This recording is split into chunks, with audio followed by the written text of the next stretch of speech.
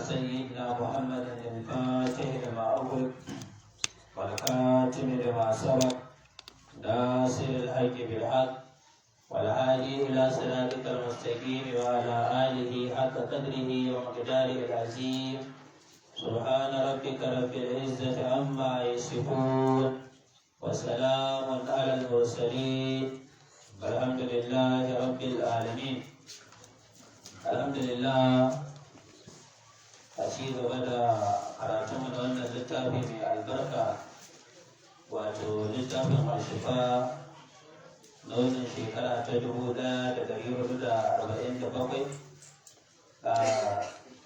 muna cikin ismi na uku fasali za mu tashi fasali na 8 yau shine zaman mu na 11. Al-fasalul thaminu fasali na 8 hikimatul maradi wal ibtila'i lahu. Wannan fasali yana magana ne akan hikimar da ke cikin rashin lafiya da kuma irin jarabawar da Allah yake yi wa annabawa. Fa in kila idan ka ce famal hikimatu fi ijra'il amradi wa shiddatiha alayhi, shin menene hikimar Allah cikin gudanar da yanayi na rashin lafiya da kuma tsanantuwar rashin lafiyar mata ga shugaba alaihi salatu wassalam wa ala ghairihi min al-anbiya'i, kuma menene hikimar haka din ga wannan shugaba daga cikin annabawa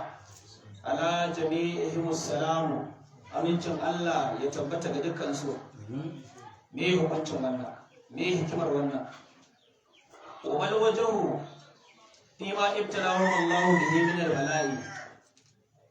menene mafuskanta a cikin abinda Allah ya jarabci annabawa da shi na bala'i, tare cewa zaka ga Allah ya dora musu jarabawoyi masu girma wanda a duniya ba za ka ga wanda Allah ya dora mu irin jarabawa annabawa ba. A duniyar nan ta Allah, duniyar nan ta maliki yawmiddin, to babu wanda ya fi kowa shan wahala a rayuwar duniya irin annabawan Allah. Sun fi kowa fuskantar kalubale a cikin wannan duniya. To me hikimar Allah a cikin wannan? Wamtahanihim bimamtahanu bihi, da irin jarrabawarsu da abinda Allah ya jarraba su da shi. Ka ayyubu, kama annaba ayyuba, ka duba irin jarabawa da Allah ya ma annaba ayyuba, ka duba irin girman yanayi na rashin lafiya da ta same shi, jibi irin tsawon lokacin da ya ɗauka a cikin wannan yanayi. Ga ayoyi na a cikin alkur'ani suna magana a kan shi. Wa ayyuba izna la rabbahu anni masani yadurru wa anta arhamur rahimin. Ya ɗau tsawon lokaci, ya sha wuyar rashin lafiya da yawa, da girman matsayinsa kuma a wurin Allah. Wa yaqubu, da kuma annabi yaqub, ka duba annabi yaquba mahaifin annabi yusufa, ka ga yadda rashin lafiya sai da ya kai matsayin idanuwansa ma ba su da, idanuwansa ma sun tsiyaye saboda yawan sallame, saboda yawan zubar da hawaye. Ka duba irin jarabawar da ta same shi, ka duba irin abin da Allah subhanahu wata'ala ya jaraba shi da shi na rashin ɗansa, da yanayin kasancewa ƴaƴan shi kuma tsarin da ya ɗora su aka yi tsarin ya barkaci, da yake haɗu da wahala a cikin lamarinsa. Wa Daniyalu, da annabi Daniyalu, shi ayoyinsa ba su zo a cikin alƙur'ani ba, amma shi ne wannan annabin wanda mutanensa suka kama suka jefa shi cikin kogon zakuna. Kogo inda zakuna suke aka kama ya aka jewa aka rihe annabi Daniyalu. Malam annaba sun sha wahala. Wa Yahaya, ka duba annabi Yahaya dan Zakariya. Annabi Zakariya ya shekaru da yawa, rayuwa ta tafi, shekaru sun zo, yanayi na irin rauni da ke samun ɗan adam, ba a samu ɗa ba, ba a samu haihuwa ba. Allah ya kawo haihuwar a shekarun ƙarshe na rayuwa. Allah ya ba shi annabi Yahaya, kuma Allah ya anshi annabi Yahaya kuma a gaban shi. Kuma da shi da annabi Yahaya ɗin sun sha wahalar tashin hankali mala. Annabi Yahaya ba yana da shekaru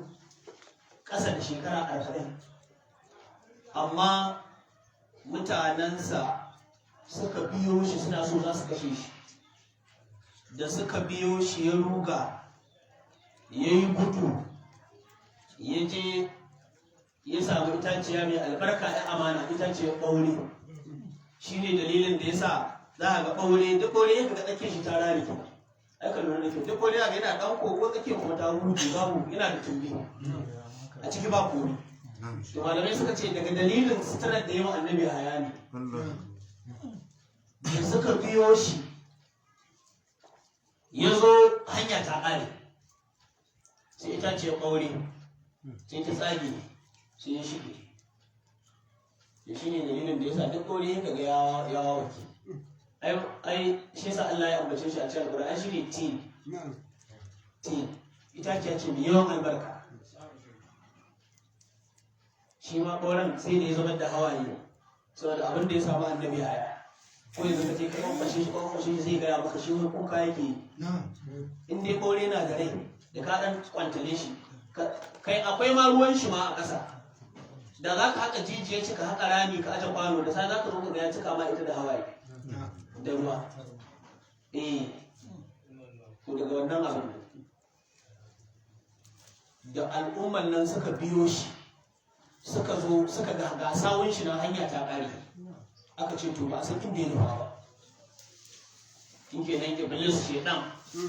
ya fito ya ce musu, dama tun da ya je zai shiga, shedan ya jawo tufafin shi riga shi, sai ɓauren ya rihe shi, ya rihe duk jikin shi, amma riga shi ta leko. Da suka zo suka gama dubawa ba su ga shi ba, shedan ya ce musu, kai ku duba yana nan. Suka ce kai ba mu san shi, ya za a samu mutum a nan gurin bayan ba. Ya ce ga ba riga shi, wace irin riga ya samu kala kaza, to ga yankin da na kodin. Malam suka je suka nemo zarto, suka ce to aiko mun san riga ne. Suka nemo zarto suka kamo sa, yankan itaciyar nan daga kanta ta tsaye, aka yi ta yankanta. Sanda suka zo sai tun kanshi za su gindaya shi biyu, za su raba shi biyu. Aka ce zai ƙara ko ya yi ƙaran ne. Allah ya ce idan ka ƙara ƙara zan cire sunanka daga cikin annabawa. Da yadda zai yana ji yana gani haka suka raba shi gida biyu da zata nan. Annabi ya halafiya. Annabi ya halafiya. Bala wannan abu ba karami bane ba. To ga annabi Zakariya din shi ba. Ga annabi Isa. Ga annabi Ibrahim. Annabi Isa kana kallon irin yadda su banu Isra'ila nan da suke wannan magana kan annabi Isa dan wa. Su suka biyo shi za su kashe mu ma. Ya sha yanayi a hannunsu da yawa. Suka biyo shi, Allah ya ɗaukaka shi zuwa gare shi, aka yi sama da shi. Saboda irin wahala da cutarwarsu. Ga annabi Ibrahim, irin yanayin wahalar da ya fuskanta a cikin tarayya da mutanen shi, da kuma sha'anin na marubin ɗan Kan'ana. Kana ganin da abu ya kai ya kawo ma sai da aka haɗa wuta aka warware shi ciki. Allah ya ce to zan baka mata. Wa Yusuf, ga annabi Yusufa. Annabi Yusufa ga baki ɗaya lamarin shi a jarabawa aka fara shi. Aka taso a cikin yanayi na ‘yan uwa da wahalhalunsu, ya sha wuya wurin ‘yan uwan nan nashi. Saboda ganin abubuwan da Allah ya keɓance shi da shi ne kyau, da biyayya ga mahaifinsu, da kuma mahaifin da ke son shi, annabi Yaquba. Sannan suka je suka jefa shi rijiya, jarabawa ta biyu. a cikin rijiya ya sha wahalhalun da ya sha, Allah ya kawo fatake suka hito da shi, su kuma suka je suka sai da shi a matsayin bawa, kuma ba bawa bane da ne jarwa. Sarki ya saye shi, ya zo gidan sarki a sa'an yamfa ana an nattake zahu waladan, matar sarki ta zama jarabawa ta hudu, ta kalami kazafi. A ƙarshe ya haɗu da jarabawa ta biyar, aka yi kurkuku da shi. Kurkuku mai irin wahalar da annabi ya saba shi. Wa gairihim da wasu wa'innan salawatullahi alaihimu, amincin Allah ya tabbata a gare su. Dukkan wa'innan wahalhalun da wa'innan waɗanda aka lissawo suka sha, wahum kiratuhu min kalqihi, su ne zaɓaɓɓen Allah a cikin halittarsa. Wa ahibba'uhu, su ne masoya Allah. Wa asfiya'uhu, su ne tsarkakakku a wurin Allah, tatattu zaɓaɓɓen na Allah. Amma jiya da suka kasance tsakaninsu da Allah kuma. Sannan ka duba annabi Adam, abul fashal. Jibuwa wannan irin gangamin da ya jarbawa ta annabi Adam. Malam mutumin da yanzu ko a Abuja ka saba rayuwa, aka dawo da kai badawai, ai ka gamu da kaga ta kanka. Wallahi kaga ta kanka. Abuja din wa original da Abuja. Kana can cikin wannan manya-manyan estate, kana baka san halin da duniya ma ke cikin kai. Kana a Sokoto, baka san ta kan sha'anin Najeriya ma, kawai kai dai kaji ana cewa ana shan ruwa, kai baka sani ba. Na ƙarshe sai a dawo da kai inda yi ka duba ka yi noma za ka ci abu. Kaga ai abu ya zama maka jarabawa. To annabi Adamu hamala a aljanna bai yake ba. Shi ba anan ya bude ya ga kan shi ba, anan ya saba rayuwa. Amma jarabawa ta same shi, aka dawo da shi wannan kasar ta duniya, aka sako da shi. Yana tare da matar shi da aka sako da shi aka raba su. ‘Ya'yan shi kuma suka zama matsala ta gaba, suka ƙi zaman lafiya. Kai mala, ƙabila ya zo ya aikata abin da ya kashe Habila. To haka waɗannan annabawan suke kasancewa mala, cikin irin yanayin jarrabawa. Jibi annabi Nuhu, jibi yadda aka yi ta kashe shi, jibi yadda kai mala. To shine da yake kwatanta mana. Yace to duk abin da ya sa kaga waɗannan abubuwa, fa'alam ka sani, wa faƙan Allah wa iyaka, Allah ya mana mawafaka da kai mai karatu, anna af'alin lahi ta'ala kulliha adlun, cewa ayyukan Allah ga baki ɗayansu adalci ne. In kaga Allah ya yi abu daidai ne, Allah adalci ne. Wa kalimatihi jami'a hasirkun, kuma duk zantukan Allah gaba ɗaya gaskiya ne. La mubaddila li kalimatihi, babu mai canzawa ma zancen Allah, yadda Allah ya tsara ba mai canzawa. Yubtala ibadihi kama qala ta'ala lahum, Allah yana jarrabar bayansa kamar yadda ya gaya musu, linanzura kayfa ta'maluna. To ka ji dalili, domin mu ga ya za ku kasance, me za ku aikata bayan wannan jarrabawa. Shin za ku yi haƙuri ne ko me za ku yi? A wani waje ya ce liyabluwakum ayyukum ahsanu amala. Allah ce ai domin ya jarraba ku, don mu jarraba ku mu ga suwaye za su fi kyautata ayyuka a cikin ku bayan wannan jarrabawar ta sauka. A wani waje ya ce wal ya'lamu Allahu alladhina amanu wa yattakhidha minkum shuhada, domin Allah ya gane masu imani, ko Allah ya riki shahidai a cikin ku wanda suka yi shahada. A wani wajen ya ce walan ma ya'lamu Allahu alladhina jahadu minkum wa ya'lamu as-sabirina, ai domin Allah ya san waɗanda suka yi jihadi a cikin ku, kuma Allah ya sani masu haƙuri. A wani wajen ya ce wa nabluwannakum hatta na'lama al-mujahidina minkum as-sabirina wa nabluwa akhbarakum. Ya ce haƙiƙa za mu jarraba ku har sai mun sani masu jihadi a cikin ku da waɗanda suke masu haƙuri, kuma mu jarraba labaran ku, wato labaran mu jarraba ayyukan ku. Yace to famta hanihim iyahu, jarraba wanda Allah kaga yana yi ma annabawa bidrobil mahani da nau'i na jarrabawoyi, to wannan jarrabawai ziyadatun fi makanatin,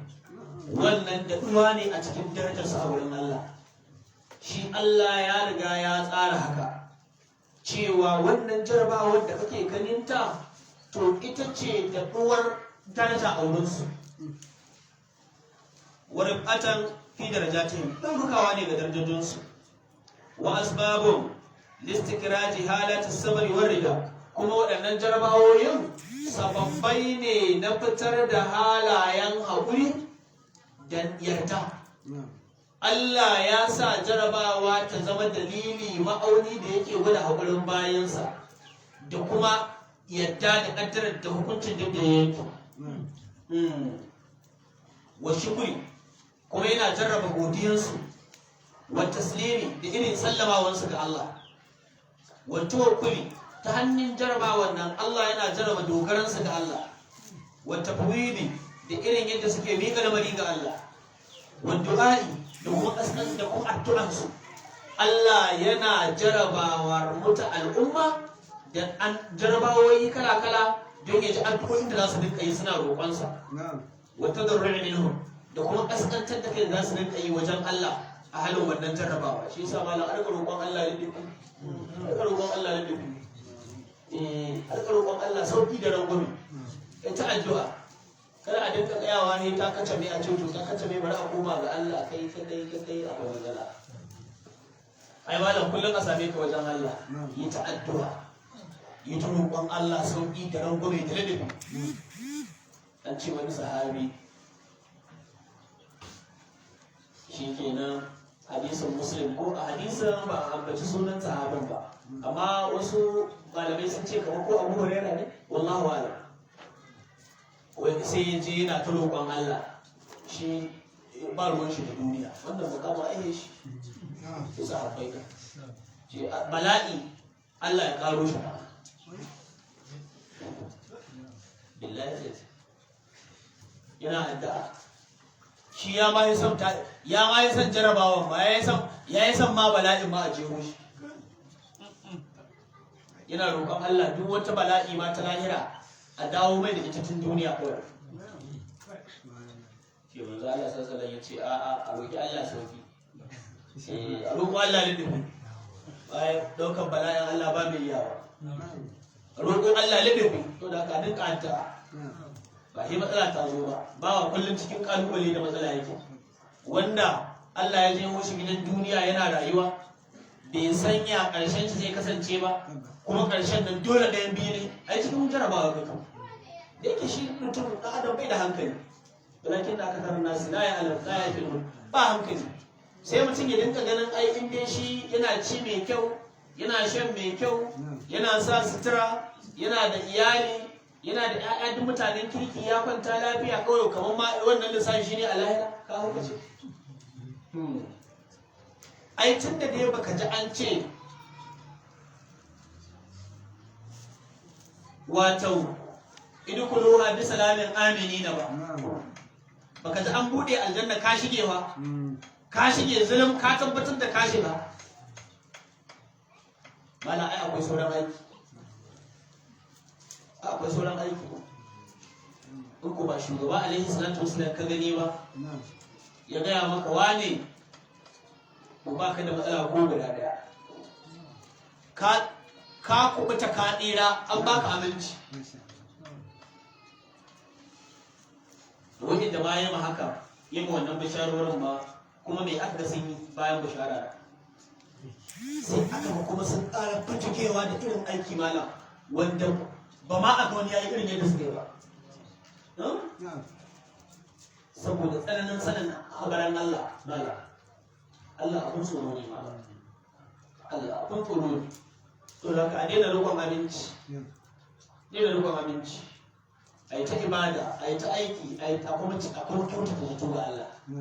Kyautata zato ga Allah, a nemi kuma sauki a cikin kowane yanayi, a rikon Allah sauki. idan Allah ya kaddara ma bala'in abin rubutawa ne ya dawa to sai Allah ya kawo masa sanan gobe ya kawo mai sauki ya kawo ya laddafa sai a sauƙaƙa ba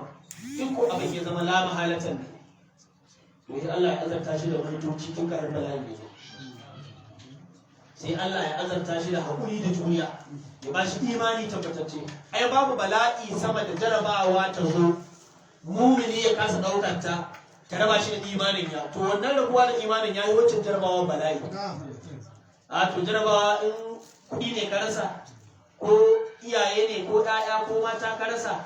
ko wani mukami aka koro ka ko lafiya ka rasa ai inda imani dai a lahira ai kai lahiyayye ne a duniyar ma lafiyar kalau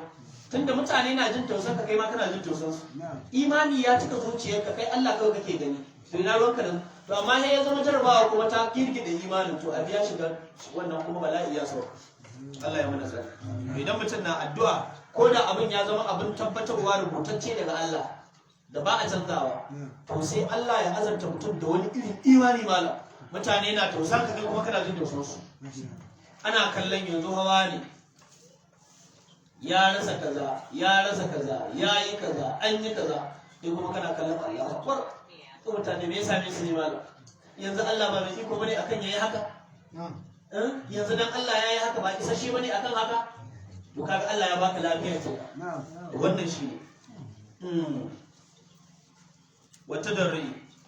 da kaskantar da kai minhum daga gare su wata akidul libasairihim fi rahmatil mumtahinina da kuma karfafawa ga basiransu cikin rahaman nan ta wa'inda Allah ya jarraba su wa shafaqatu alal mubtalina da kuma tausayi ga wa'inda Allah ya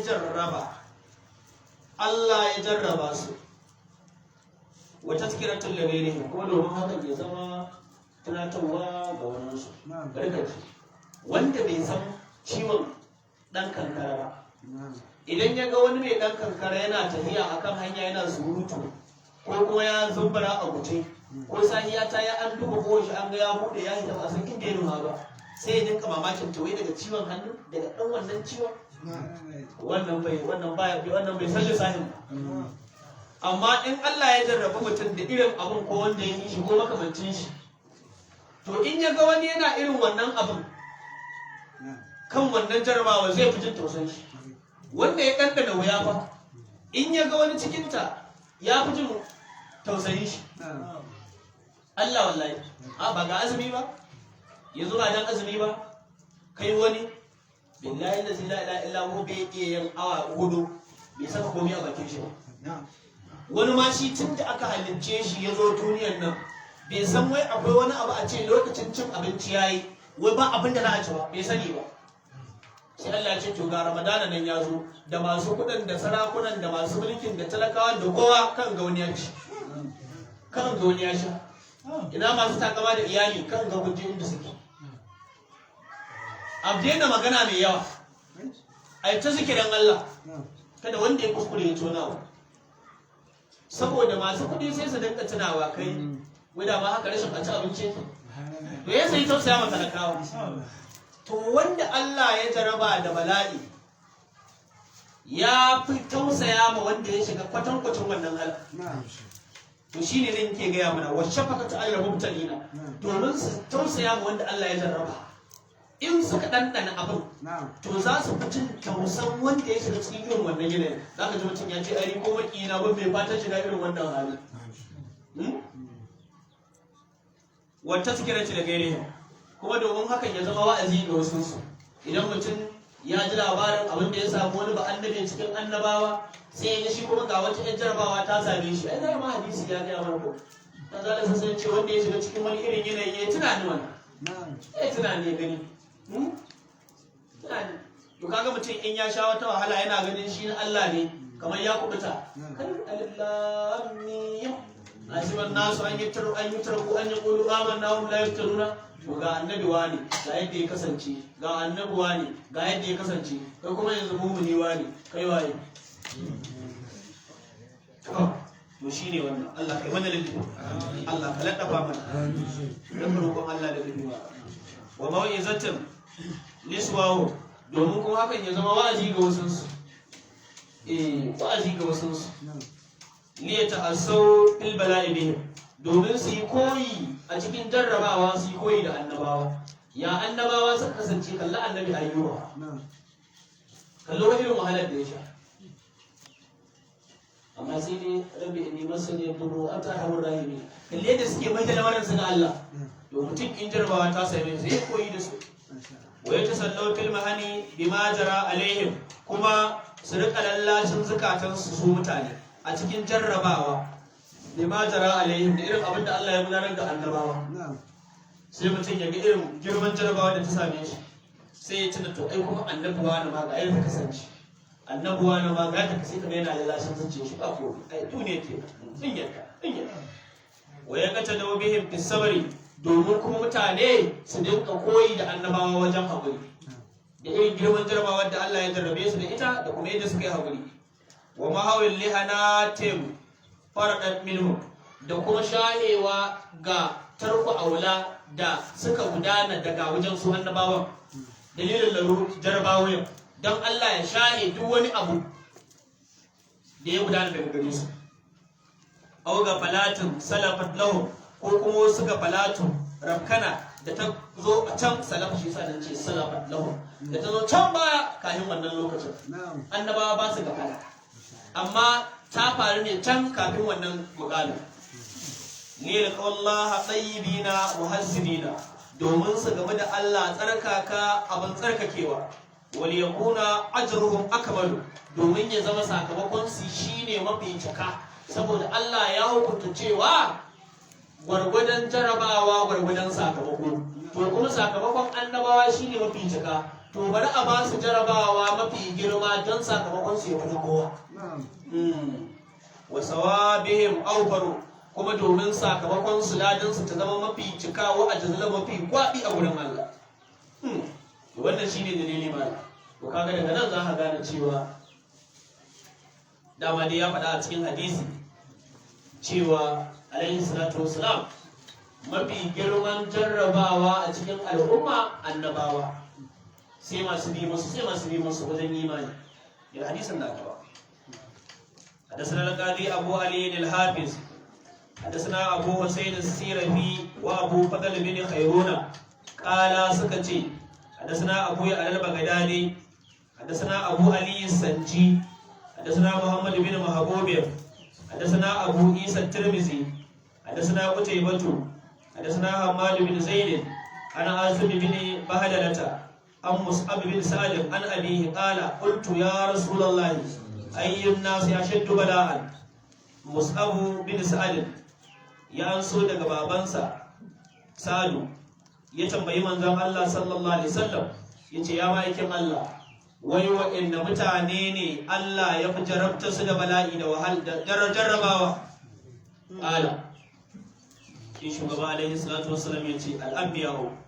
annabawa su suka fi kowa shan jarrabawa daga Allah sun bal amsalu sai kuma misalansu bal amsalu sai misalansu wato sai masu bi musu bayan su a imani sai masu bin bayan su yace yubtala rajulun bi ala hasabi dinihi Allah yana jarba mutum ne bisa gurbadan addininsa gurbadan imaninsa da Allah gurbadan jarrabawa da Allah zai masa amma ya barahul bala'u bil abdi jarrabawa ba za ta gushe ba gabawa hatta ya turkuhu har sai jarrabawan nan ta bar bawa yamshi alal ardi yana tafiya a bayan ƙasa wa ma alaihi khadiyatu babu wani zulmi a tare da shi Allah zai ta jarraba mumini da jarrabawoyi kala-kala Allah na kankare mai zunubansa da wannan jarrabawan har sai jarrabawan nan ta kyalabawa yana tafiya bayan ƙasa wankakke lafiyayye tsarkakakke babu zunubi ko ɗaya a tare da shi saboda jarrabawoyi duk sun wanke zunuban shi wa kama ƙala ta'ala kamar yadda Allah madaukakin sarki ya ce wa ka ayyin min nabiyyin qatala ma'ahu ribbiyuna kathirun da yawa daga annabi zaka ga an kashe mabiya da yawa a tare da shi wajen taimaka masa wajen yaƙi da shi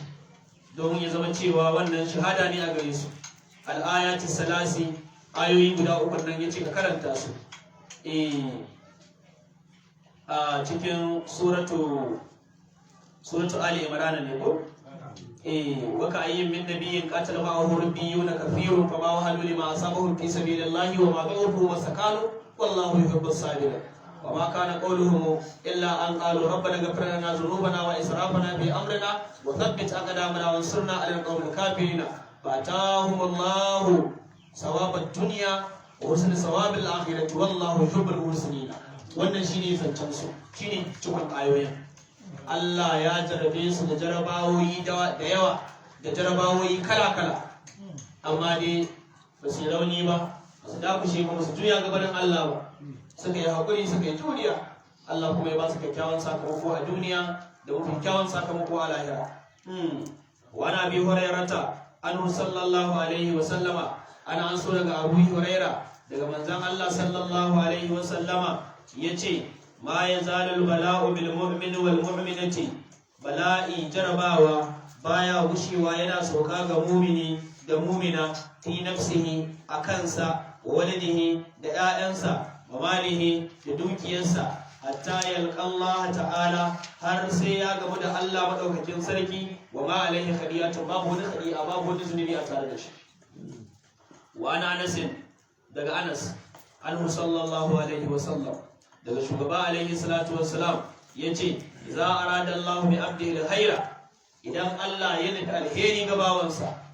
ajjala lahu al-uqubata fid dunya, sai Allah ya gaggauta masa uquba a duniya. Wato duk jarabawa da duk wata uquba ta abin da ya faru na ayyuka marasa daidai, to Allah ya je wasu a duniya shi, sai ya je wasu duniya.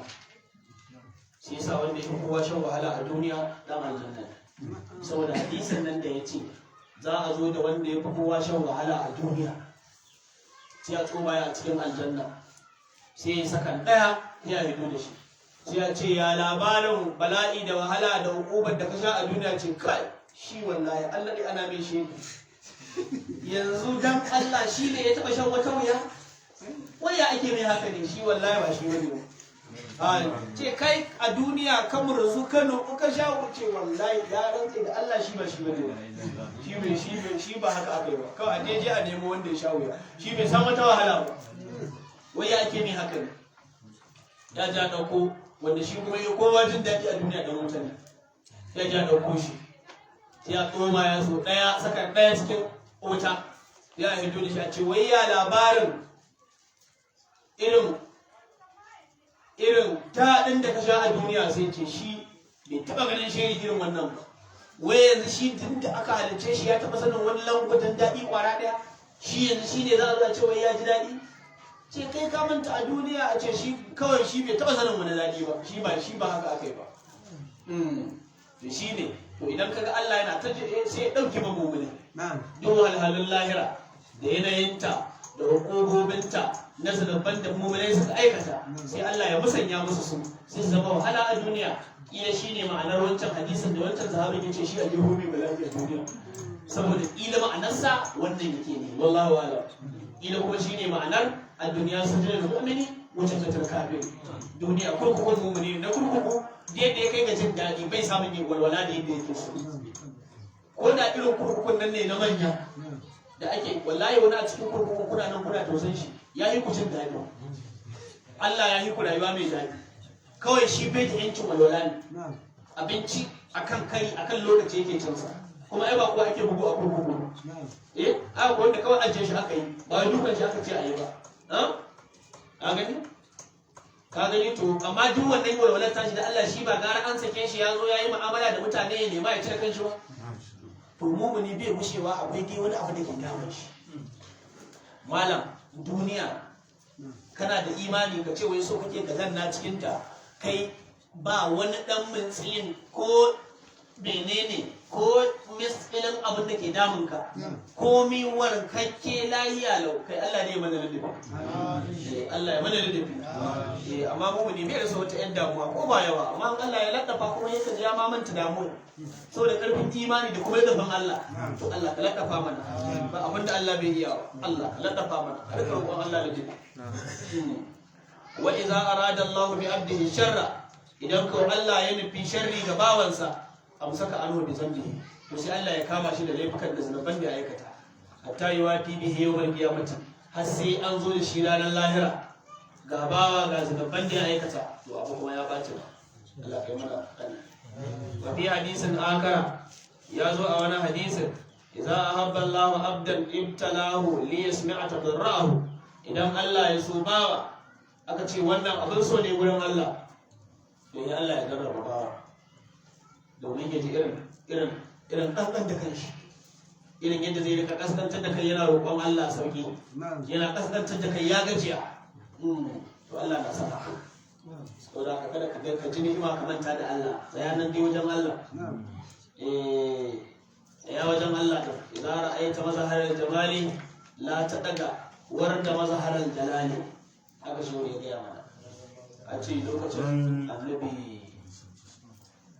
annabi Musa alaihi salatu wassalam wa ala nabiyina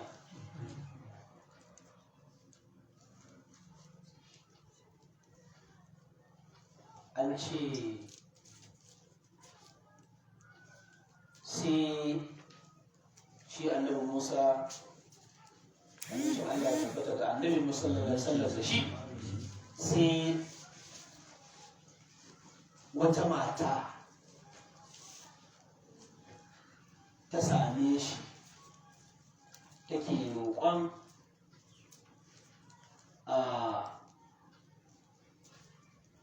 ya maɗanta addu'a Allah ya so shi, ko wani mutumi ne ya same shi yake so ya mai addu'a Allah ya so shi, shi ke nan ya mai addu'a da shi ke nan annabi Musa ya je ya yi munajati ya dawo sai ke tambayar su ina wannan gunawa da ce ai lokaci kaza bayan ka tafi ai zaki yayi kace da shi ke ya ji daidai lokacin nan shine lokacin da yake isar da sakon cewa wannan yana son Allah ya gaya mishi wai ashe soyayya ce ne ce to lamarin haka yake soyayya ta Allah haka take sai aka jeho wata jarabawa zaki ya gama da shi to Allah ya so shi sai ya ja shi zuwa gare shi kaga yanzu wannan an ɗauke mai wasu hukumomi da wasu matsaloli na lahira sai aka jeho wannan jarabawar sai ya koma ga Allah cikin imani kuma wa kan samarkandiyo ya hakaito ya ce anna kullu man kana akramu ala Allah ta'ala duk wanda ya kasance shine mafi girma a gurin Allah kana bala'uhu ashaddu to bala'in sai yana fin tsanani kai ya tabayyana fadalahu domin darajarsa ta bayyana duk wanda ya zama a gurin Allah shi babba ne a gurin Allah to jarabawar shi da za a yi mashi to ta fi tsanani saboda fifikon shi ya hito ne wa yastawjibu sawaba kuma sai Allah ya tabbatar mashi da sakamako na lada kamar rawa al-Luqman kamar yadda aka rawaito ga Luqman al-Hakim annahu qala yace ma ɗansa yace ya bunayya ya kai dana ka lura az-zahabu wal fiddatu yuktabarani bin nar kaga da zinare da azurfa an jarraba su ne da wuta idan ana son a sarrafa zinare da azurfa sai a nemo wuta a rura a saka su sannan ke yi a sarrafa yace to wal mu'minu kaga mu'mini yuktabaru bil bala'i to da bala'i ta jarrabawa Allah yake jarraba shi da bala'i ake jarraba shi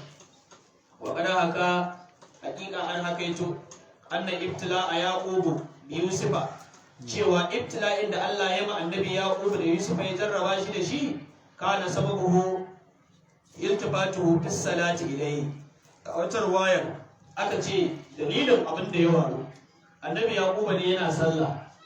sai ya waike ya juya ya kalli annabi yusufa wa yusufa na'imu annabi yusuf yana bacci muhabbatan lahu saboda san da yake masa sai ya juya ya irin kalle shi din nan aka ce to daga wannan ne sai Allah kuma ya ji wannan jarrabawa wakila a wata riwaya kuma aka ce bal ba haka ba in sama'a yawman huwa wa ibnuhu yusufa a'a da annabi yaqub din da annabi yusuf sun haɗu wata rana ala akali hamalin mashawiyyin wannan shine yazo a cikin tafsirin Imam Nawawi Jawa na Rahul Labid ko shi wannan abin ya kawo yace da annabi Yusufa da annabi yaquba sun haɗu ne akan cin wani ɗan ƙaramin rago hamalin wanda bai girma ba mashawiyin soyayye mala wa huma yadhakana suna ci suna raha wa kana lahum jarun suna da wani makoci yatimin shi maraya ne fashan marihu sai ya shaki kanshin wannan soyayyen rago wai shahahu he kwadayin ina ma shi ma yana sha'awa yana son ya ci ko baka yi kuka gashi shi ke da uba shi kenan wa bakallahu jaddatul lahu wata kakan shi ta tambaye shi me kake ba kuka ce kanshin naman ragon da muke so daga ba sai da su kita mai kashe da kuka libuka yi saboda kukan yaron shikenan ubaynahu majidar tsakanin gidansu da gidan annabi yaquba akwai katanga wala ilma inda yaquba wa ibnuhu da annabi yaquba da ɗansa annabi yusuf ban san halin da waɗannan mutane suke cikin ba to shikenan fa uqiba yaquba bil bukai sai Allah ya jefa ma annabi yaquba jarabawa kuka asafan ala yusufa saboda bakin ciki kan rasa yusufa ila an sanar halaka tawo har sai da ƙwayan idanuwansa suka tsarawo malamai sun ce wannan kisa tana da rauni da yawa daga ma cikin rauninta ai qur'ani dai ya ce wa biyaddan ainahu min al-husni ko amma ba a ce idanuwan ƙwayan idaniya ita ce halakatu bata zanzaro ba al-qur'ani bai zo da haka ba to shine dai wallahi wala wa biyaddan ainahu min al-husni idanuwansa sai suka koma fari saboda damuwa da bakin ciki bakin idan ya rikide ya kade idan ya kade ke kaga ido ya mutu falamma alima bizalika to yayin da annabi yaquba ya san haka kana baqiyatu hayatihi sai ya zama sauran rayuwarsa ya ati ya amur munadiyan yunadi ala sadihi yana umartar mai kira mai shela yana yin shela akan rufin gidansa yana cewa alaman kana mukridan falyatagaddi inda ali yaquba duk wanda ya kasance yana son yayi breakfast yana son ya ci abinci ya taho ya ci abincin shi a gidan annabi yaquba a saman gidan shi aka hawo ana wani duk mai bukatar cin abinci mai bukatar kalaci ya taho gidan annabi yaquba ya ci anan wa wajiba yusufa bil mihnati allati nasallahu alaiha shi kuma annabi yusufa Allah ya jarraba shi da jarraba wanda aka gani kuma ta kasance a gare shi a dai wannan kissa haka aka kawo baba warwiya an ruwaito anan lais daga lais imamu lais yace anna sababu bala'u ayyuba cewa sababin bala'in annabi ayyuba annahu da kala ma ahli qaryatihi nan kaga an ga magana kan annabi yaquba yanzu kuma ana magana kan annabi ayyuba to ayyuba yana da rabbo cewa annahu da kalama ahli qaryatihi sun shiga da shi da yan alƙaryarsa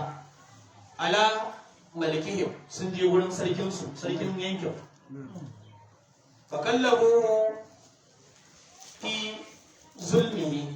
sai su mutanen annabi ayyuba suke yi ma sarkin magana akan zaluncinsa mugun sarki ne yana cutar jama'a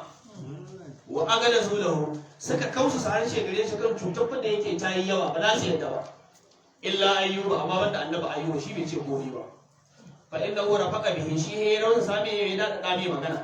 makafatun ala zar'ihi saboda yana jin tsoro yana da gona da ya shuka a cikin ta a tsere wannan sarkin kada a samu matsala to shine fa aqabahu Allahu bi bala'i shine Allah ya masa hukuma da wannan jarrabawa da ta same shi wa bayyana Sulaimana ita kuma jarrabawa annabi Sulaimana lima zakarnahu bisa ga abin da muka ambata min niyyatihi ta niyyan nan tasa fi kawai alhaqi fi jambati asharihi a cikin son kasancewar gaskiya a bangaren surkansa akan shari'a din nan aulil amali bil ma'asiyati fi darihi ko kuma suka ce a'a ba haka bane saboda aikata wani sako da aka yi a gidansa wala ilma indahu amma ba ya da sani bai sani ba aikata wani sako a gidansa shi ko bai sani ba wasu kuma suka ce a'a san gaskiya ta kasance daga bangaren sa da kansa a cikin husuma shine dalilin wannan jarrabawa Allah masa to wa hadhihi fa'idatu shiddatul marad wannan dai shine fa'ida da ke cikin tsananin rashin lafiya wal waja da ciwo bin nabi sallallahu alaihi wasallam ga shugaba alaihi salatu wassalam ke yadda kai in ma ka tafi da zanihi sai ka manta ma abin da ya ɗauko magana kan shi ba alƙali kan Allah ya saka masa da alheri. Wato Allah ya sanar da shi gabanin shugaba da yawa. Allah ya sanar da shi abu, Allah ya buɗe kirjinsa ya haska masa mu'amala da sha'anin zati janabin shugaba alaihi salatu wassalam. Allah ya haska masa da yawa. Yana so ya yi magana ne fa kai tsaye kan sha'anin manzon Allah sallallahu alaihi wasallam. Amma he ɗauko abubuwan annabawa ita kawowa yayi ta kawowa yayi ta kawowa. In ma baka naɗe ba ka manta da abin da ake magana a kan shi. To yanzu ka fahimci da abubuwan da ake magana na annabawa ga halin da suka kasance ga jarabawansu ne. To mu dawo kan abin da muke magana. Za ka fi saurin fahimta. Ƙalar Aisha ta ce, to waɗannan dalilan ne da aka ambata, to su ne dalilin rashin lafiya da kaga yana tsananta ga shugaba alaihi salatu wasallam saboda ɗaukakar darajarsa da matsayinsa da mu'aminsa da su kan sakamakon sa wurin Allah alaihi salatu wasallam. Ƙalar Aisha sai da Aisha ta ce, fama ra'aytul waja ala ahadin ashadda minhu ala rasulillahi sallallahu alaihi wasallam. Ta ce ni tun da nake ban taɓa ganin rashin lafiya wajen ciwo ala ahadin a kuma wani mutum a shadda ya yi tsanani ba. Ban taɓa ganin ciwo mai tsanani mai ƙarfi ba kamar yadda naga ya yi tsanani ga manzan Allah sallallahu alaihi wasallam. Ta ce ban taɓa gani ba. Sai da Aisha. Wani Abdullahi ana so daga Abdullahi bin Mas'ud yace ra'aytu an-nabiyya sallallahu alaihi wasallam fi marabihi. Yace lokacin da shugaba alaihi salatu wassalam ana cikin wannan yanayi na jinya, to na gasa yu'aku ana yi masa janti wa akan shadidan janta mai tsanani zafin zazzabi. Faƙuntu sai na ce mashi gaba alaihi salatu wasalam, na ce innaka la tu'aku wa akan shadidan. Shika ya rasulullahi cewa ana yi muku janti mai tsanani irin haka. Al'ajal sai wanda zan ce ƙwarai haka ne. Na'am inni u'aku kama yu'aku rajulani minkum, cewa ni ana yi mani janta ne kamar yadda ake wa mutum biyu janta daga cikin ku. Jante na to shi ne daidai da jantan mutum biyu cikin ku, nibin naku. Haka manzon Allah ya gaya mashi sallallahu alaihi wasallam. Qultu Abdullahi bin Abbas Mas'udin ya ce hina ce zalika anna laka al-ajru marratayn. Yace ya Rasulullahi dalilin haka saboda ka samu lada kusa da biyu. Na'am. Shi ne dalilin? Qala ajal, yace na'am zalika hakan kamar yadda ka wadi. Wa fi hadisi Abi Sa'id ya zo a cikin hadisin Abi Sa'id Khudri anna rajulan wada'a yadahu ala an-nabi sallallahu alaihi wa sallam, wani mutum ya dora hannunsa ga manzon Allah sallallahu alaihi wasallam. Faqala, sai wannan mutum yace wallahi ma yaqadu yadi alayka min shiddati humaka. In ji wanda ya dora hannun yace wallahi ya rasulullahi ba ni da iko in dora hannuna a jikinka saboda ƙarnan zazzabin nan naka. Inna lillahi wa inna ilaihi raji'un. Sai sa a wani hadisi sai da Aisha ta ce lokacin da shugaba alaihi salatu wasalam ya kirayi da a kawo ruwa ana shafa masa ruwa yana tsoma hannunsa a ciki, ruwan ma ne da zafi saboda irin yanayin zafin zazzabinsa alaihi salatu wasalam. Ruwa mai sanyi ya sa a kawo, amma saboda yadda zazzabin yake da zafi da ina sa ruwa hannunsa mai albarka a cikin ruwan ina shafawa a jikin, to ruwan shi ma ne ya koma ruwan zafi. فقال النبي صلى الله عليه وسلم sai shugaba alaihi salatu wasallam yace inna ma'ashar al-anbiya'i, yace mu jama'an annabawa idza afdala al-bala'u ala nan ka mana jarrabawa. In kana annabi la yubtala bil qamari, yace lalle ya kasance wani annabin Allah yana jarraba shi da kwarkwata hatta ya katulu har kwarkwata ya kashe shi. Malam manzo Allah sallama ne yake ba da labari a cikin annabawa akwai annabin da Allah ya jarabce shi da kwarkwata ta yi ta cizon sa har ya mutu mala kwarkwata wa in kana nabiyyu la yubtala bil faqri yace wani annabin sai ya kasance Allah ya jarabce shi da talauci wa in kana nabiyyu la yafrahuna wa in kanu domin su annabawa sun kasance la yafrahuna bil bala'i suna yin farin ciki da jarrabawa kama yafrahuna bir rakhai kamar yadda suke yin farin ciki da yawa idan Allah ya kawo jarrabawa ya kawo kunci ya kawo abubuwa suka matse su yin farin ciki suke iri ɗaya da farin cikin da suke yin abubuwa su bi waje malam ka duba annabi Isa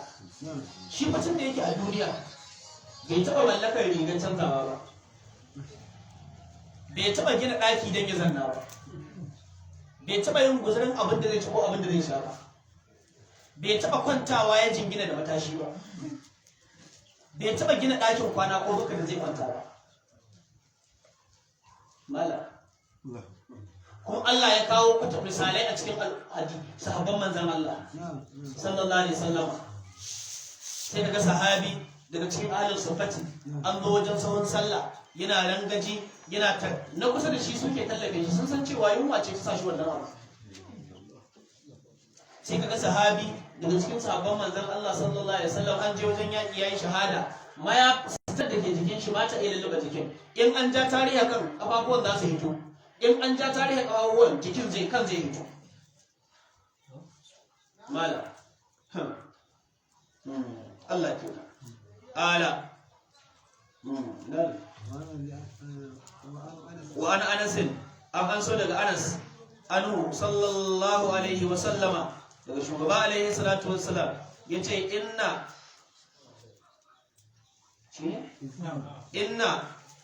idmal jazai ma idmal bala'i cewa girman jarabawa girman sakamako yana tare da girman jarabawa in dai kaga bawa yana da babban sakamako to yana da babban jarabawa kuma gurin Allah wa inna Allah cewa Allah idza ahabba qauman idan ya so wasu mutane ibtadahum sai ya dora musu jarabawa ya je hu bala'i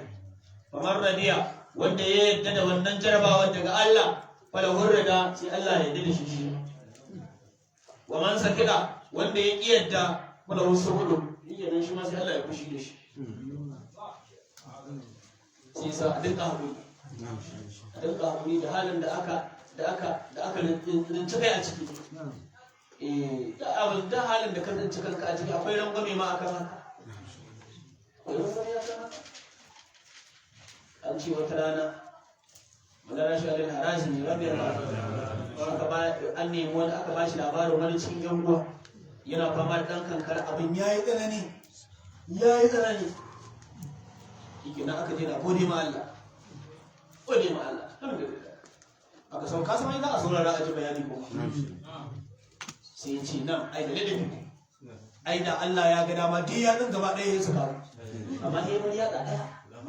da ya kowa ya dawo cikin hankalin shi kuma haka ne yadda ka ga abu akwai yadda ke ciki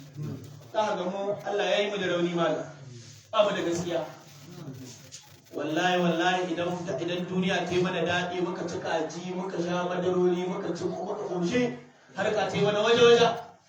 ga kuɗi a ajiyu ga su a banki mun lissafa bukatun duk an gama lissafin ga sauran kuɗi babu wani ba kowa ya shi kan ma mai magana ne ce to shi ga bukatun shi a bashi kuɗin ya je yi da su amma in ta kambari kuma muka kama ƙara da yi kowa ya ci haka Allah ya yi ba wani gaskiya ai gaskiya ita ce a kowane lokaci a same ka tare da Allah kada he an matse ka zo ka damu mutane a lokacin kuma da aka buɗa maka kai waje ka wataya ba wanda ya ci ba wanda ya sha ba wanda ya ji ba wanda ya gani kai kadai ka sani da baka yi gaskiya ba nan gurin wani ƙalin mufassiro na fi ƙaunihi ta'ala hakika masu tafsiri sun faɗa a cikin faɗin Allah madaukakin sarki man ya amal su'an yujza bihi wanda ya aikata mummuna za a saka masa da shi kaga dama ai aya ta ce ko ma asaba min musibatin fa ma kasabat aydikum wa ya fi wani kafin ai ba wata musiba da take samun mutane ba ce ta zo ne daga abin da suka aikata daga kwace fasa sun suka kwaso daga rikita da suka ɗanɗano Allah ce kai da yawa ma muna abuwa ne muna kawo da laifin mutum ƙwara ɗaya za a kama shi da shi ne mutum din ya kama da wuta billahi da sai mutum ya kama da wuta idan aka mutum yana ci da wuta to Allah wasa ne innal muslima yuza bi masa'ibid dunya shi musulmi ana saka mashi da masibobin duniya fa takuna lahu kafaratun sai sa gafarar zunubai a gare shi warawa hadha an aishata wa ubayy wa mujahid an rawaito wannan daga aisha da ubayy da mujahid ubayy bin ka'ab mujahid dan jabal wa qala abu hurairah radiyallahu anhu abu hurairah Allah ya kara masa yadda ya ce aya an su anhu sallallahu alaihi wasallama daga manzon Allah tsira da abincin Allah sabbata a gare shi yace man yuridullahu bihi hayran yusib minhu duk wanda Allah ya nufi shi da alheri in dai Allah ya nufi bawa da alheri to yusib minhu sai ya jarraba shi wani lokacin ba mutum sai ya duba ya ga irin yanayin da yake ciki malam ta ko ina matsaloli ne ga suna hagu matsala dama matsala gaba matsala baya matsala tarihi gaba daya ta kacan to kada mutum ya manta mumini mahallin jarabawa ne Allah mai shahi kurakuransa mai daga darajar sani da wannan jarabawa yadda ya jeho mashi akwai dalilin su ba haka nan bane ba ba haka nan bane ba Allah baya yin abu haka akwai dalili in ka ga jarabawa ta yawaita al'amara sun wahalta to matsayi ne ya daukaka matsayi ne ya daukaka daraja ce take babba sai ita gogayya kuma da abubuwa ga suna sanda ma ka lissafa ka gano cewa to alhamdulillah yanzu mahita ta zo ai abu kaza shine mahita in Allah ya da anan ciki an samu mahita sai ka shiga cikin abin sai kaga ashe iya ma yin tsananin jarabawa akan sauran abubuwa to ya bawa zai